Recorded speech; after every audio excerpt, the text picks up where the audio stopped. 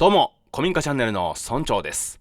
私村長より本日は大切なお知らせがございます。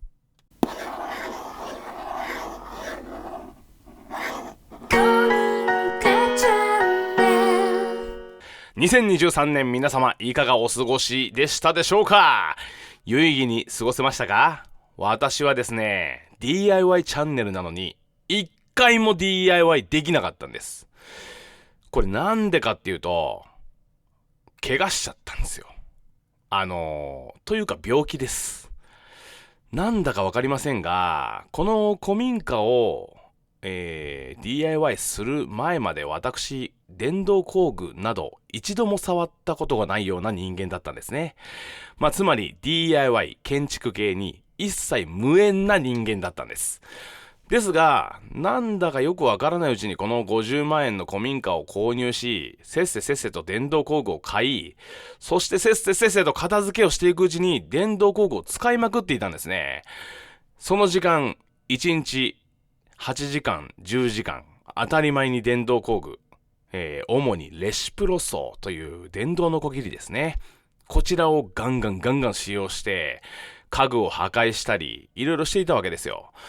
そしたらね、突然手が痺れ始めたんです。右手、左手。その後にですね、手首がめっちゃくちゃ痛くなったんですよ。で、そのまま、こんなもんだろうと思いながら放置していたんですね。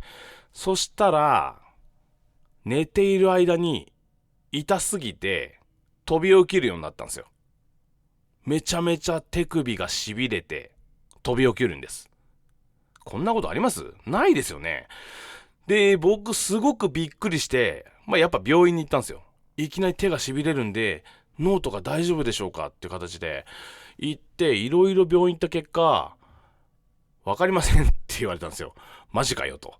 で、ちょっと一回やべえなと思って、電動工具使うのやめようってことで、一回 DIY をやめたんです。そしたらね、ちょうどそのタイミングで、怪奇現象的なものがガンガン出ていただきましたので、動画はそちらメインにシフトしていったんですね。で、その間に僕の手首、腕、腕全般ですね。は休憩できることになり、いつの間にか痺れ、痛みはなくなっていたんです。それで、もうそんなね、痺れていたことすらも、いつの間にか忘れてましたよ。半年ぐらいしたらね。そしたら、この DIY 動画をするにあたり、何が足りないかってね、ふと考えたんですよ。このままだと心霊チャンネルになっちまうと思って。そして、考えた結果、僕には DIY スキルが全然ないっていうことに気がついたんですよ。だってね、DIY どころか電動工具すら触ったことのない人間、ノコギリもろくに使ったことない人間だったわけですからね。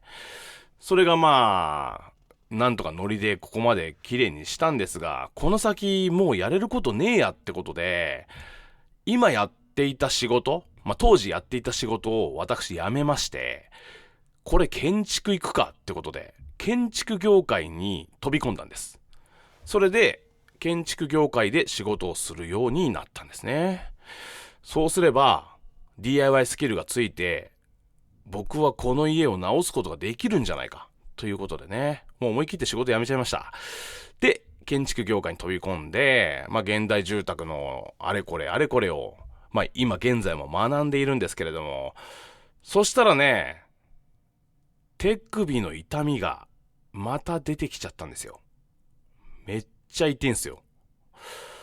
これも右手も左手も全部。で、当時と同じように、寝ている時に、痺れて、痛くて、飛び起きる。っていう状態になったんです。で、もう一回これ病院行こうと。やべえ。再発したから、多分電動工具とか振動系なのは間違いねえなっていう自分の中で判断はできた上で、接骨院やら、いろいろ言ったんですよ。そしたら、手根管症候群という手首のね、圧迫される腱鞘炎みたいなものの症状であることが分かりました。で、結局手首をもう動かさないでくださいみたいなことしか言ってくれないんですよね。病院の方も。ですがもう仕事をそれにしてしまったので、そんなこともできないんで、いろいろ考えた結果、鉄板入りのサポーターみたいなものを寝る前に両手首につけて寝るようにしたんですね。そしたら寝てる時に手首が曲がんなくなって、しびれ痛みが軽減されました。まあそれでも結構出るんだけどね。でそのまましばらく手首のサポーターをつけていたら、まあだいぶ良くなってきました。なのであんまり手首動かすなってことですよね。まあですけど痛いながらもうやるしかねえと思って、もう激痛を我慢しながらやっております。そしたらね、今度その仕事がすごく忙しくて、週に6日働いてるんですね。なので今度は全然動画撮れる時間ねえと。で、建築の仕事でね、まあこういう DIY みたいなことをやってるわけなんですよ。まあそれを僕は望んで、そういう職種に就いたわけなんでね。もう何も言えないですけど。そしたらさ、週6日、そういう DIY みたいなことをしてるんですよ。で、残り1日の休みで、さあ同じことしたいかっていうと、なかなかしたくないよね。だって週6日同じこと仕事でしてんのに、残り超貴重な1日の休みで、全く同じことをしなきゃいけねえのかっていう感じに陥ってしまい、まあ腰が重くなってしまったということが原因で、すいません、2023年1回も DIY 動画作れませんでした。ごめんなさい。ですが、僕の DIY スキルも着々とついてきております。なので、2024年は必ずや DIY 動画も合わせてお送りできるように、古民家チャンネル頑張っていきたいなと思っております。ということで、2023年も残りわずか。皆さん楽しんでってくださいね。それじゃあ、正月、ね、総集編動画出したいと思いますんで、そこでお会いしましょう。バイバイ。